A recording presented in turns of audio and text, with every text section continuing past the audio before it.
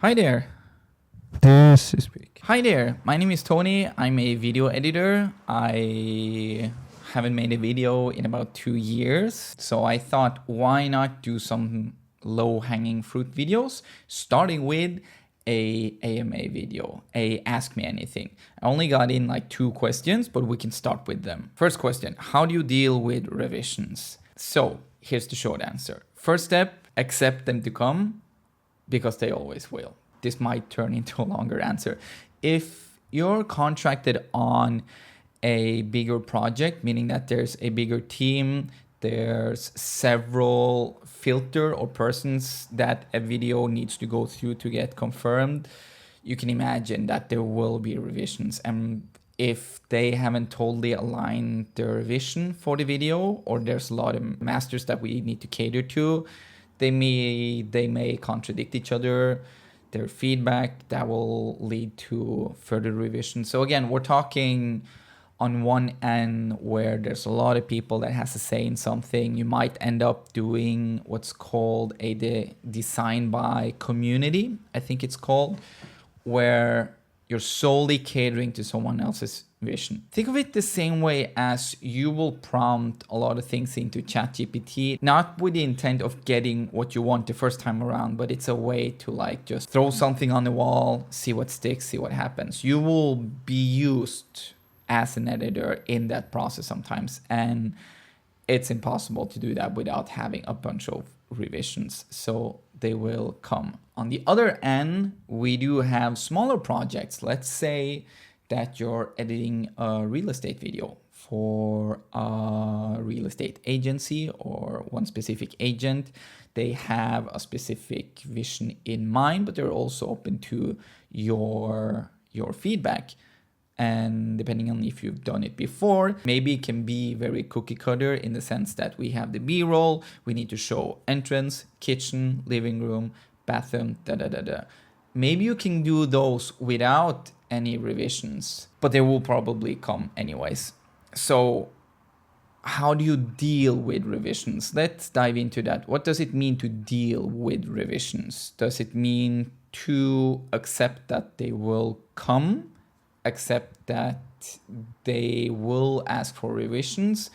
Does it mean setting the expectations ahead of time? That will be a very, very, very wise thing to do. Set expectations ahead of time. When it comes to simpler projects like the real estate video, it can be, especially with experience, it can be easy ahead of time to say 2 revisions are included with this price it will be included 1 revision. But if you're working on a bigger project, again, there's a lot of masters that we need to serve. I'm currently working on some marketing materials for an accounting company, but I'm hired through an agency. So of course, the agency needs to approve this. The first contact person in the software or their end client, that contact person needs to approve it. And after having gone through those 2 filters, you will then have either the decision maker or the decision makers, the board of the end client. And what I tried to do ahead of time was set a fixed price for this project. I imagine a set amount of hours that I would probably work. I try to price around that. There will be 2 revisions included, but here's the problem. So we have the different filters of people that need to give their thumbs up. But we're also doing it by milestone, meaning that the storyboard is approved. I think I need to simplify this a bit more. So we're making 3 videos, 3 short videos with text animations.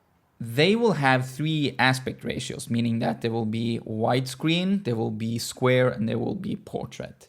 So 3 times 3 means that we're ending up with 9 end videos. Those 9 videos, 3 videos, 3 versions, they need to be approved by the agency, then by the contact person, then by the end decision maker or decision makers. So how do you define what's 1 revision or 1 draft? Because I reached the amount of hours that I predicted. I'm actually working a lot more hours than first predicted, meaning that my hourly rate, I'm not hitting that. Now I'm working for free. In my case specifically, this is a new client. I see great potential in ongoing work. I love the process of working with them.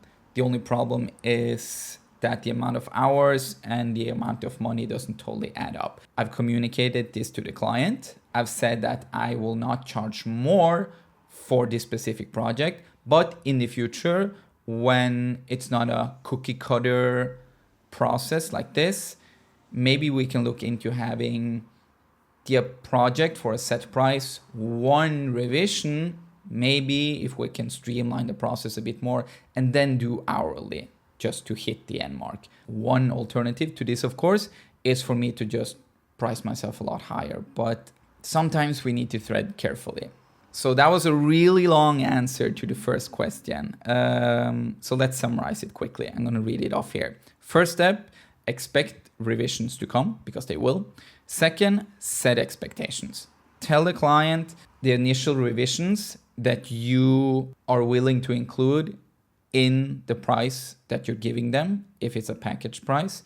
If it's not a package price, if it's an ongoing thing, communicate the price that it will probably end up being with set amount of revisions. Clear advice, never give unlimited revisions. That's a recipe for disaster and it's just going to be a mess. I could go on and on about this, but just don't do it. Aim for 2 rounds of revisions. Woo!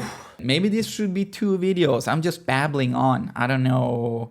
Yeah, I need to practice this a bit.